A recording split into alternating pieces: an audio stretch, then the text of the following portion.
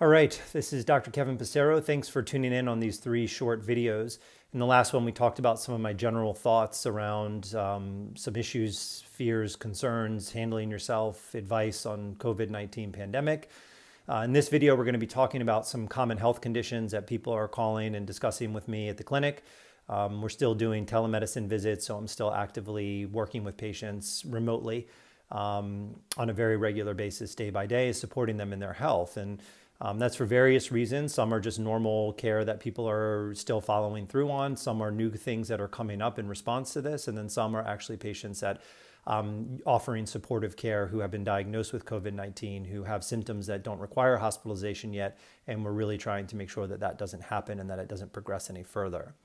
So first of all, probably the most common thing that people are calling and reporting are things you might imagine and things you're probably experiencing. A fair amount of people are having significant issues with heightened anxiety, insomnia, feeling depressed, and just feeling very stressed in general.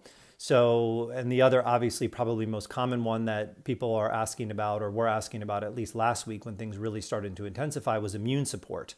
So these are all issues I have been addressing. And the great news is that there are very effective strategies from the natural pharmacy and in naturopathic medicine, and even from the standpoint of nutrition, that can be really helpful in helping you deal with these things. Most of us are quarantined at home for right now, or self-isolating at home, not working. Most businesses are shuttered. So we have a little bit of extra time on our hands. So taking the time to learn about different ways to support your health, especially in an area where you're suffering, is really important right now. In regards to immune support, it is a question that a lot of people are asking. And while we don't have any research to suggest there are any cures or specific treatments for COVID-19, there are a plethora of validated research studies in the literature about things from the natural pharmacy that do have immune supportive effects, antiviral effects, and antibacterial effects. So if you're someone that definitely wants to wait for the research, I completely understand. That is always the best way to approach it.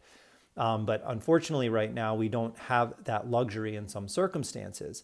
Now, if you're somebody that wants to be a little bit more proactive by working with therapies that are shown to be non-toxic and safe and may be supportive for your immune system, that's something that we can help you look into and help come up with a plan that's unique just for you.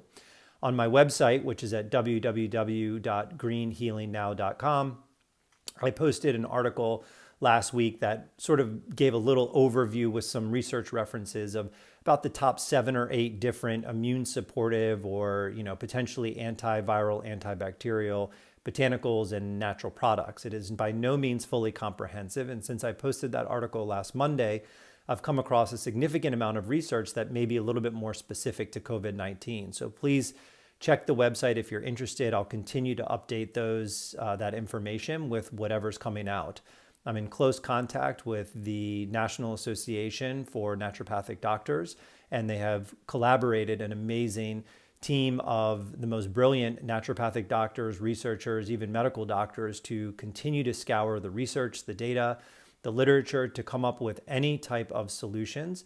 They be natural or pharmaceutical, but mostly from the natural world that may show some clear benefit for either supportive care or actual treatment for COVID-19. Now, it's in the early stages and we don't have anything that has been validated yet, but I'm checking that multiple times a day and keeping my pulse on it.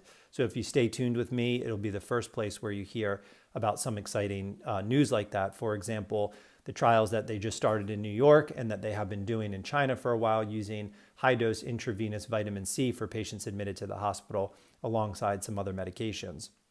There's good research on that for other types of conditions like sepsis in the hospital. So it's new, but the initial data looks promising, and we'll know a lot more about that probably in the next 2 to 3 weeks as some of these trials come to completion.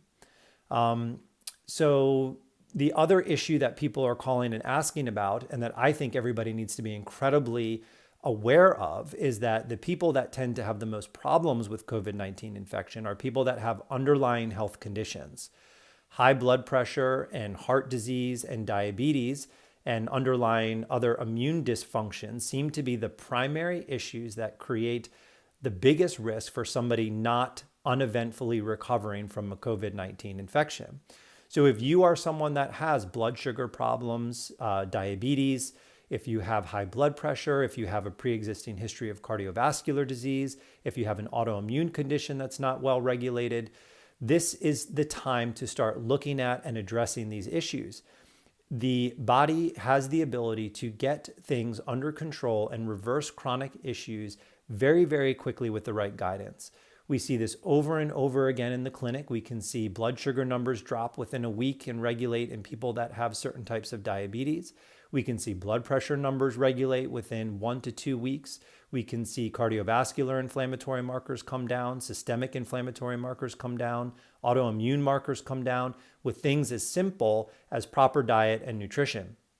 These are not only supportive for your immune system in general, but if you have one of these underlying conditions, I want you to know that we are here to support you in helping you deal with those to reduce any risk possible in case exposure does happen. So those are some of my most important talking points about some of the things that I'm seeing in the clinic as far as conditions people are calling in with and things that I believe people need to be very, very aware of. So in the next video, I'm going to be updating you on some of my office operations and how we're operating our clinic and our practice right now, given the social distancing and the closing of most non-essential businesses. So stay tuned for the next video. We'll be right back for that. Thanks for tuning in.